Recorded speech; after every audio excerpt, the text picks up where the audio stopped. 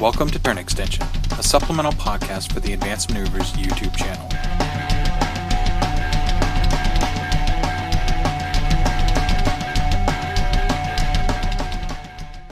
Hey everybody, welcome to another episode of Turn Extension. I am Tony, or Polar Bear Cub on the forums.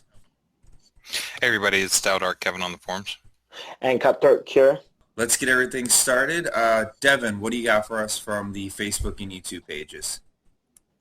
So a little bit of responses to some of the comments that we got on last week's episode.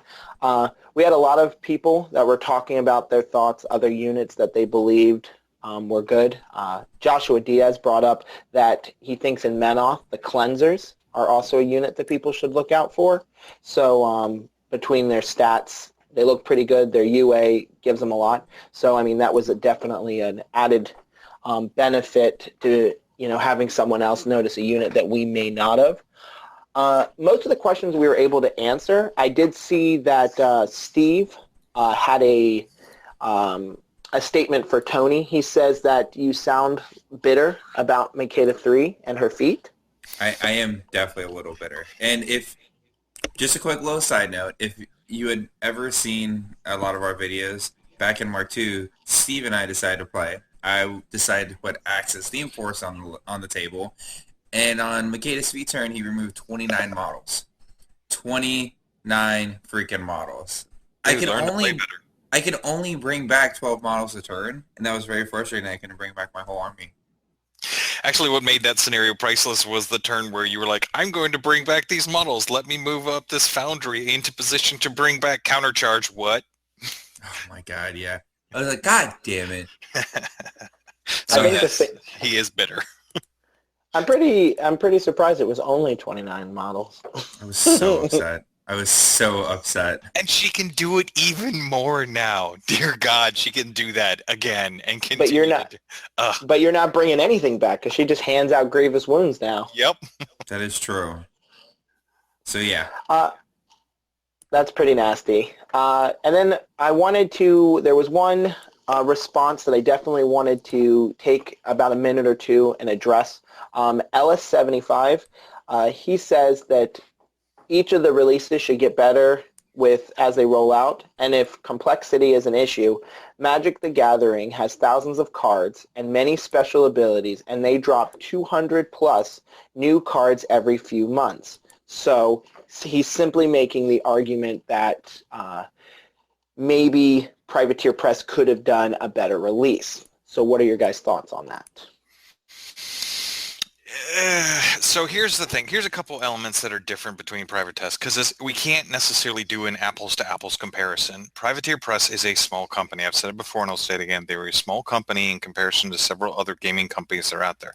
Magic the Gathering is a very large company.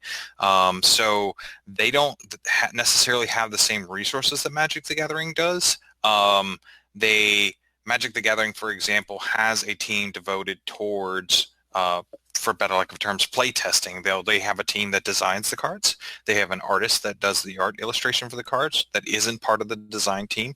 They have a team that is basically the breakers. Their job when they get a hold of a card is to play lots and lots of games with this new card and break it and then come back with their thoughts and fix it.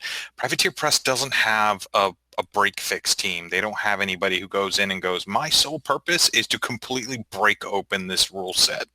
Now, arguably, maybe that's something that they should look forward to, but they don't have that resource. So I think it's not necessarily fair to compare them to Magic the Gathering. That being said, I agree with you that there probably should have been more effort towards trying to do this, and it just wasn't done this time around. So hopefully Privateer Press learns from it.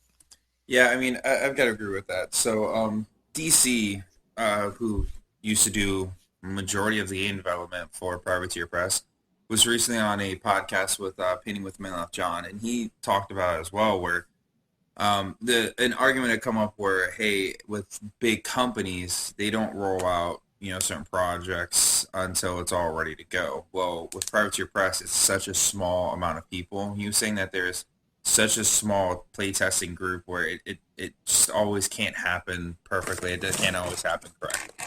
you can try to do everything you can to fix it, but they're not Wizards of the Coast. They're not some of these really big corporate companies that have as many people as they do. Privateer Press is really small. I think altogether they have about 50 employees maybe, and that's including their packers, their sculptors, their painters and stuff like that. So, and all their administrative staff. So there's not that many people that work there. I mean, 50 people is not a lot when you think of a company that, that does stuff on this scale. I mean, shit, that company that has probably 20 or 30 different podcasts that talk about them every week. Like our podcasting groups are probably more than what their employee base is. Personally, one of the things that I definitely that stands out to me when we're thinking between Magic the Gathering and Warmachine and Hordes is the fact that Wizards of the Coast and Magic the Gathering has the ability that in the middle of a set or right after something is released, that they can make it completely unplayable. If there's something that they missed, they have absolutely no issue saying, hey, in all of these formats, this is not available. So people spend hundreds of dollars and might end up with this and think that it's very good and then be told a week or two later that they can't even play it. And that's something Privateer Press has never done. And so, it's kind of like comparing apples to oranges. Yes, they're both games, just like they're both fruit, but the concept and the effects of it is very different. You'll also notice that most of the cards where they might have a little bit of a different art or they might have a little bit of a different flavor to them, most of the rules are pretty standard across the board. So, you add an extra number here, you add an extra number there, and, it just kind of works that way. Not to mention they've also been, in business for double as long as Privateer Press. All right. So, what else do we got? Well, so for releases so far this week, we had Privateer Press announced with Gen Con around the corner. They announced their exclusive model that they're going to be giving out every year. If you've never been, Gen Con goes to the Rams Club, and then they end up in turn creating a new brew, a new beer of some kind that is Iron Kingdoms focused. I'm not sure what the brew is this year, but for this year, the exclusive RAM model is going to be Bloody Buccaneer Scar, Statixis Crix Warcaster. So basically, this is an alternate sculpt of P Scar or Private Queen Scar, basically Scar 1 now in Mark 3. And basically, she's kind of got this like kilted lean towards leaning on two barrels. I actually love the facial features that they did to it, because the way she's holding her cup and the way she's looking, it's almost like that woman who's sitting at a bar who's like listening to somebody with a horrible pickup line going, yeah, are we done here? Can you leave now? So I'm extremely entertained by that, by the pose and the face of it. Also was released is the new No Quarter, and in it we get the view of our second theme force within Mark III, and it's called the Kingmaker. So it is a mercenary theme force, and with it basically we can... So I want to touch base on this a little bit. So this is the second theme force. This is our second opportunity to see how Privateer Press is doing things. And though Privateer Press said that they weren't making theme forces focused on a specific caster, this one actually comes with a limitation on what casters you can use. So you've got Captain Bart, Damiano, and Drake McBain, and that's it. And Magnus. Is Magnus on there? I didn't even see him. It says Magnus Warcasters. Oh, yep, Magnus Warcasters. So then the two Magnuses, Magnus 1 and Magnus 2. And that's it. So is that something that we're going to end up seeing going forward, where theme forces are delimited? We didn't see it in the Cephalix, but Cephalix only had two Warcasters, so there wasn't necessarily a reason to call it out. So I think that it's not a bad idea for them to limit like this, because this very much so deals with the fluff.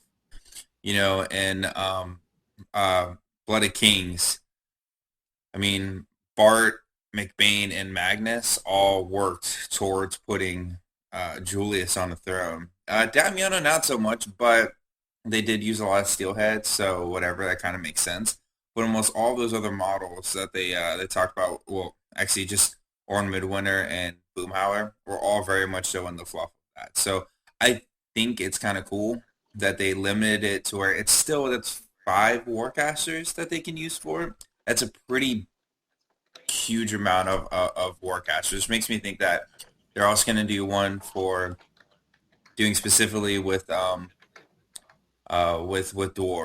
They're gonna, and then even that gives us opportunities to do different ones for sub factions within the different factions. You know, maybe we will get a Morrowind theme force that'll revolve around 2 or 3 different Warcasters for Signar. Or, you know, maybe we'll have some, you know, one of the extremists army builds for Protector of Minoth or something like that. So I'm not opposed to that. I think it's interesting. I also have to think that when we're looking at this tier list, we have to reflect on the fact that it is for mercenaries.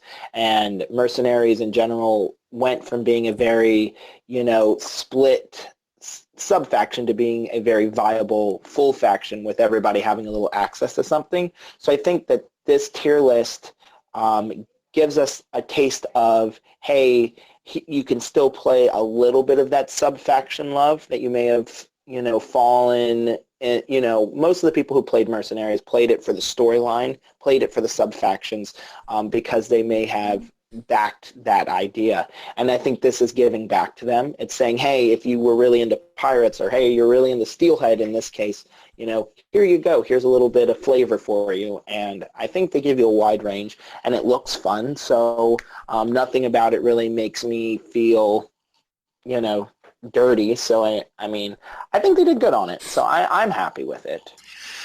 I do think they did good on it. I think it's a nice theme. It has a lot of flair to it. One of the other things that I want to call about the theme, because I don't want to spend too much time on it, if you haven't seen the theme, definitely either go online or pick up your No Quarter at your local gaming store to look it over. It's a worthwhile read. But one of the things that I thought was interesting about it, well, 2 things. One is the fact that one of the theme abilities is that you're allowed to take Signar long gunners and trenchers and their UAs and their in-faction models. So here's hoping for Gregor Boomhowler and Trolls.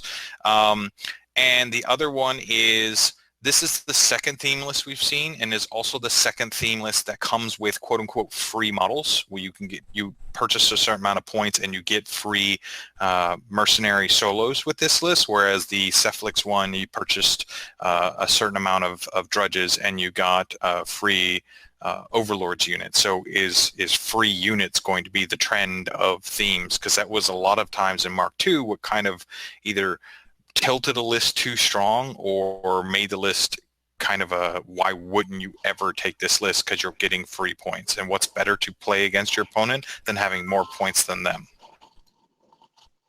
I agree. Another interesting thing for anybody that is looking through the No Quarter is on page 63, just throwing that out. But otherwise, what else do we have to talk about? So I wanted to pick up our discussion that we had in the prior episode, where we were discussing kind of the units that we would expect to see in Mark III in the factions.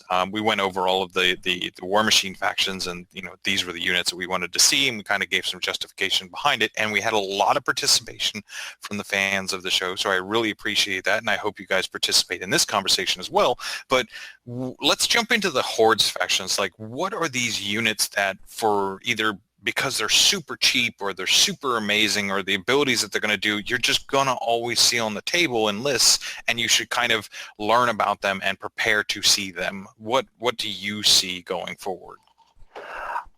Personally, I want to start in a certain order, and I want to start with me first. And of course, the top of the list should be Trollbloods. Shocker! The troll player wants to talk about trolls. I'm just super excited about them, and I guess it's the one that, you know, as everybody said before, you know, we had a lot of really good troops, or at least I felt we did in MK2, but it feels like some of the units that were good in certain situations just became even better in a lot more situations. I personally believe, and I know a lot of people might agree with me, and I haven't seen anybody that has disagreed with me yet, so I'm going to go with the fan favorite, and I'm going to say Trollkin champions became bonkers good. They get to use tough like we used to get to use tough because they don't get knocked down when they're together. You can get their defense to really high levels, and depending on the UAs, you can give them, retaliatory strike. You can give them relentless charge. So, I mean, they're really, for their points and stuff, they're just really good, and they can take a lot of damage and hand it out. They did go from 8 boxes to 5 boxes, and I was a little bit upset about that, but otherwise, very, very solid. All right, so I am actually going to go with the Dooney and Not. So Dooney and Not, there's 6 points for 3 of them, and my biggest reason is because Puppet Master. If you look in the entire game right now, there are only 2 other models that have Puppet Master.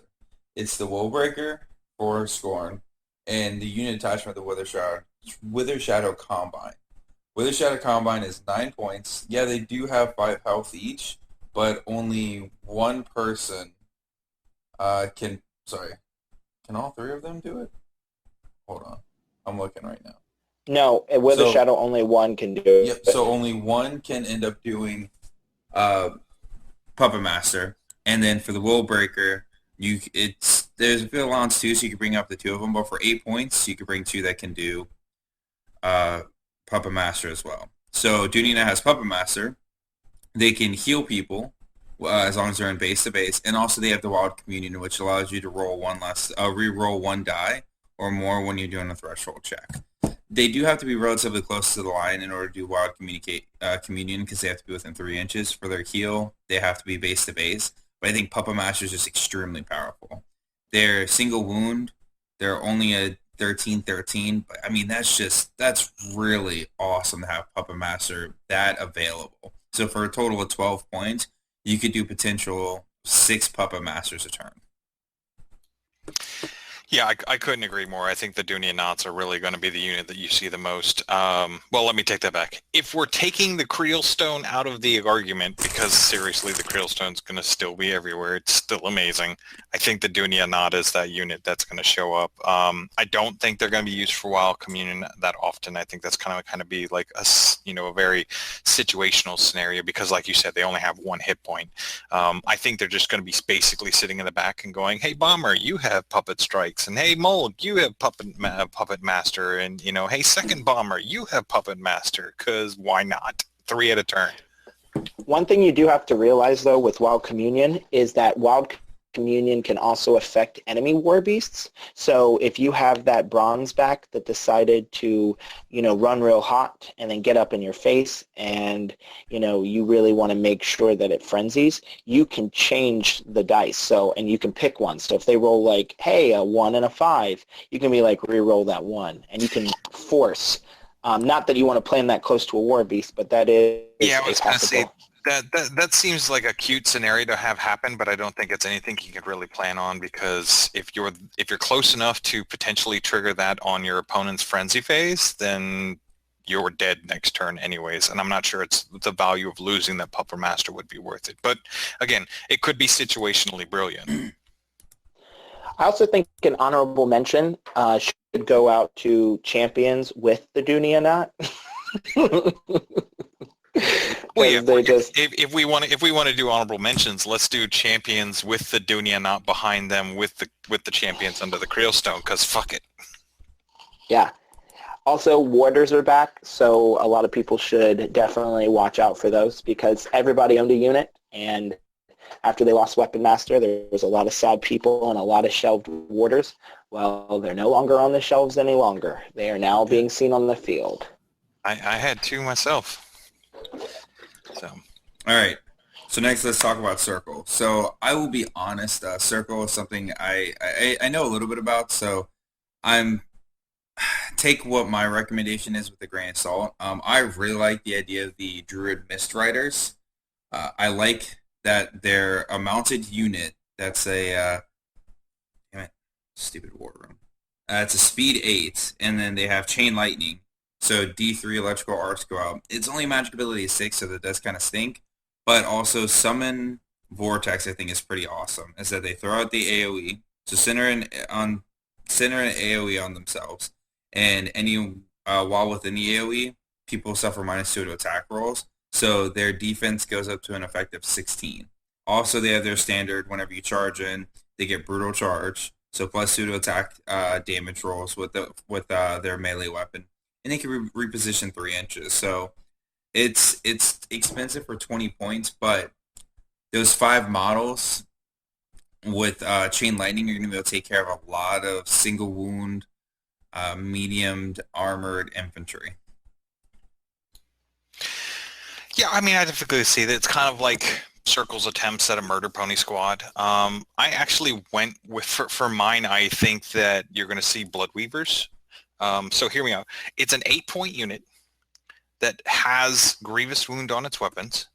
They have stealth, so you're not going to readily just shoot them off before they come and apply their Grievous Wounds. They have a 10.5-inch threat. It's just, in this world of, or this potential meta of jacks and beasts everywhere, the ability to basically bullet one of these girls off and go, okay, well, whatever damage that my Stalker did that you might not be able to do, or maybe my Gorax did it, or whatever, whatever reason that your beast didn't just die out because I'm Circle, I'm going to now have this chick bullet off and prevent you from healing it next turn, so that I'm promised to kill you in the following turn. I think they're just, in this world of everybody hunting for Grievous Wounds for 8 points, they're a great solution. My choice was going to be Skinwalkers, but the more that we've talked about Bloodweavers in general, I'm going to definitely switch my choice into things to watch out for in Circle would be the Bloodweavers. Critical, I mean, Grievous Wounds in general is just disgusting. And the fact with there's the solo, what is it, the Night Witch or is the Blood Witch? Night Witch. Night Witch. So the Night Witch is just fantastic, and a lot of Circle lists are running 2 of them, and they're just mowing through things, and very good. Now, as I said, the Skinwalkers are a good unit, I believe, just because they are one of the few units that retained 8 boxes, and they're just super strong. And they get places, they stay places, and they kill a lot. So especially with reach, anything with the reach is good. So I definitely think that the Skinwalkers are also something to pay attention to. Yeah, I mean, I'd like to see them in a scenario where they got a little bit of a defense shift for them, so that they can really plant their pole arms into people's faces. And that's actually when we start talking about Legion and stuff like that, my big thing with Legion is, if I were to say this is the unit that you're going to always see, and I know that there was this whole thing about, well, Legion got its beast tamed back and its infantry improved. The thing that I see that just sits out as a blaring thing for me is the Black Frost Shard. They're, again, another 9 points, so they're less than 10-point unit, so they're relatively cheap. They come with stealth, or they have the ability to have stealth on them. And then they have the capacity of basically doing a -4, -2 swing on any target, which really tunes up their war beasts in a lot of ways. So if you basically have 2 of them throw out 2 ice cages at a target, then you're getting your -4 to defense, and then you have that third one with the ability to cast Kiss of Lilith, turn around and target that same model, which is now -4 defense and that much easier to hit. He turns around and throws out Kiss of Lilith, and now you've got a model that is basically a -4, -2 to what its current stat is. It really helps the rest of the army excel, and you're not putting a lot of points to do it. It's just 9 points. And then worst case scenario, if you need to get work out of them, they're still weapons masters, so they're still going to get a lot of work done there as well. So I think Black Frost Shard are going to be seen more often, and you'll see a growing theme with the things that I've selected in these kind of lists is they're always units, and they're always sub 10 points, because I think these units are so cheap and provide so much. They're more of a support that can get work done if they need to, but they're more of a support role to allow beasts to just wreck face. See, I'm going to go with as much stuff as people are throwing down, especially with it being very jack heavy, beast heavy in general. I think we're going to see swordsmen. they are just fantastic. And especially with the UA. UA is a little bit more expensive than I'd like, but I mean, they're weapon masters.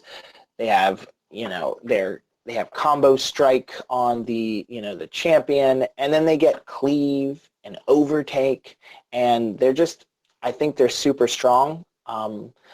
And with that much weapon master, I mean, we've seen what Bane Knights can do. We've seen what Bane Warriors, not Bane Knights, what Bane Warriors can do. And I think anything that's able to block things in, be able to take up a good bit of the board and dish out as much damage as they can. I think swordsmen are going to be something we're going to see a lot more. So I am actually going to go with the Hellmouth because the Hellmouth is just so stupid awesome. For 6 points, he has distant deployment, so you're going to put him 12 inches out. They're impervious flesh, so one less damage die, which is kind of awesome. I actually thought it was only for against range, but it looks like it's for even melee attacks. You can never take control of it, and the tentacles can move out, grab somebody. If it's a large or smaller base, you can actually pull directly towards the Hellmouth. And if the Hellmouth successfully hits, as long as it's non-Warcaster Warlock model, they're immediately consumed. I think overall they're a really strong unit for Legion, and I think you're going to see probably 2 units of them on the table all the time. Yeah, I at Lock and Load, I was inappropriately grabbed by Hellmouths and it was extremely annoying. Yeah, they were all over the place. Like, they actually kind of terrified me even more when we put them on the table, and when we first got them all, it was still Mark II, so people were like, hey, let's just cut the points in half. And for 3 points, those are stupid. For 6 points, those are still pretty stupid. I know I played the guy right after you did, Kevin, that played the Hellmouth with the Archangel, and that thing was just, I mean, I ended up squeaking out an assassination win, but it was just so rough to deal with. It was not something that I enjoyed having to fight into, and he was running 2 of them, and I mean the tentacles were blocking me, and with you having to roll, I think what is it, 1 less die on damage, like that, you're stacking infantry into them and rolling 1 less die, and you're just praying that you can do a point or 2, and you're having to feed so much into it, which it's happy with, because the more you put into it, the more it's going to grab and pull into that, wanting maw that, I definitely can see the Hellmouth seeing a lot of play.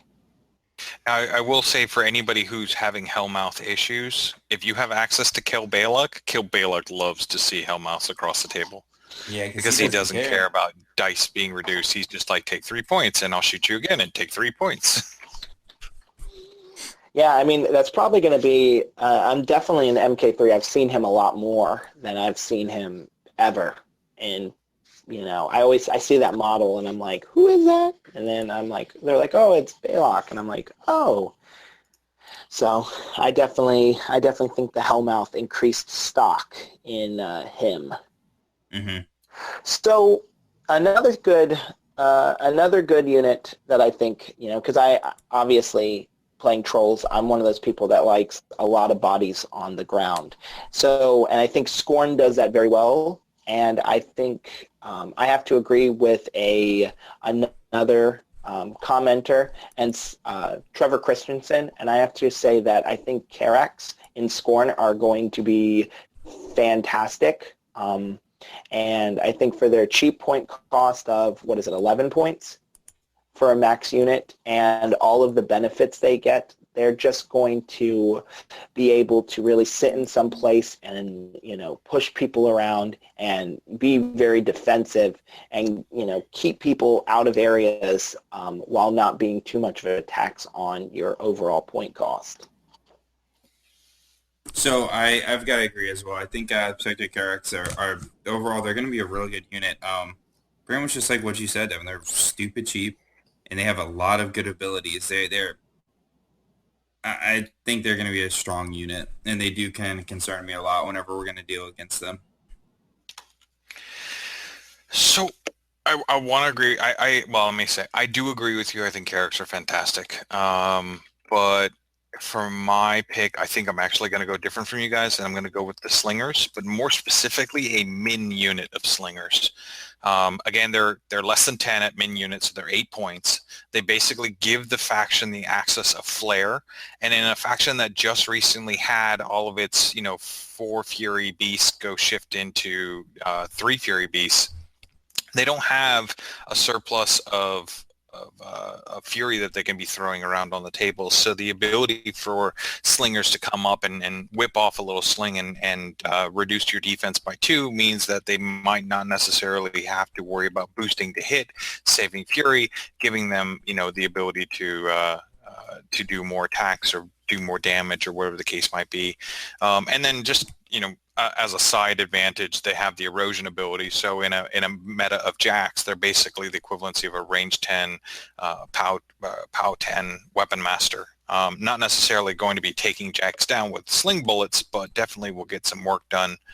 And just the flair is amazing for Scorn. Like I really feel like this is a support faction or support unit more than a work unit, but I think it's a unit that Scorn players will gravitate towards to help resolve some of their fury issues with when they get up against high defense and don't want to necessarily have to boost.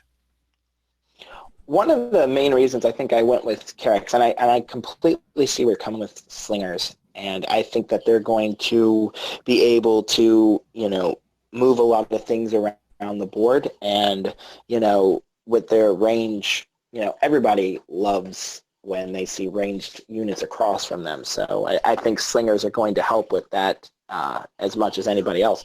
But I think Carex, one of the reasons I really went with Carex on it, now that I was thinking about this, I was playing a gentleman from my local meta, and he was playing Hexy 2, and I was thinking how he can give out like Ashen Veil, and I was thinking of how disgusting Ashen Veil on a unit of Carex would be. They're just so cheap, and it increases their survivability even more, especially with reach weapons. So, yeah, and so that's the 4 Horde factions. So we're done. We'll go ahead and finish out this cast. Well, we'll touch on minions as well, just because. I thought we said we were only doing Horde factions. We'll indulge Gaston and allow us to do minions as well. They're not a faction. I mean, we did Convergence. Yeah. They're a faction. Yeah, barely.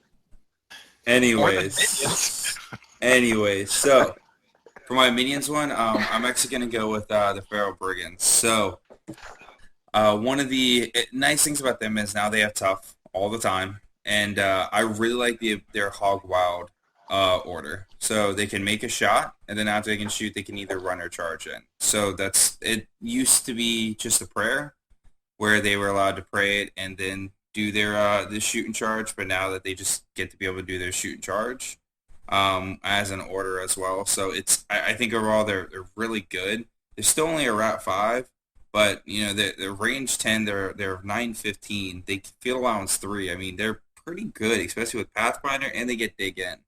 So they can move up, they can dig in, shoot, and then on next turn, a lot of units are going to be within range, so they could Hog Wild it. So shoot and then charge in. I'm going to have to agree with Brigands. That was also my selection for the unit to really watch out for. I think a lot of people started getting them in Mark II, and a lot of people got excited for when the Warlord released, and I think with the changes to them in Mark III, I think you're going to see them a decent amount more. I don't know. I really like them. I've seen a lot of people play them in other factions, mostly Scorn. I've seen a lot of people play Brigands and Scorn, and I think that Brigands and Scorn is really good, and so therefore Brigands in Minions, where they can benefit from a lot of the friendly faction only, is going to be even more beneficial. Yeah, and I was going to just add on to that, especially with the Brigand Warlord, they get Prey, and they also gain Reposition 3, which is kind of really everything you wanted from the Brigand beforehand. So it's really nice. I refuse. I am not picking one. And you know what? Actually, no. Here you go. Here's the best unit in Minions. Silena and the Nis Hunters, because they're mercenaries. Okay, so once again, everybody, as we did with the Warmachine and Horror, as we did with the Warmachine units, if you have a unit that you think we may have passed over, you think that we didn't give enough attention to, or maybe there's a gem out there that we missed, make sure you comment about it. Let us know what you think, why you think that unit should have made the list, and maybe we'll come back in next week and discuss what you brought up. Also, as usual, like, subscribe, and follow us on Facebook and YouTube for more content like this, as well as our other content, hobby videos, and battle reports on Friday. And if you guys have any other subjects that you would like us to touch upon, feel free to post those as well, and we'll take them into consideration to adding them to our podcast list of discussions that we're going to go over. But thank you, everybody, for listening, and see you in a week. See you guys. Bye.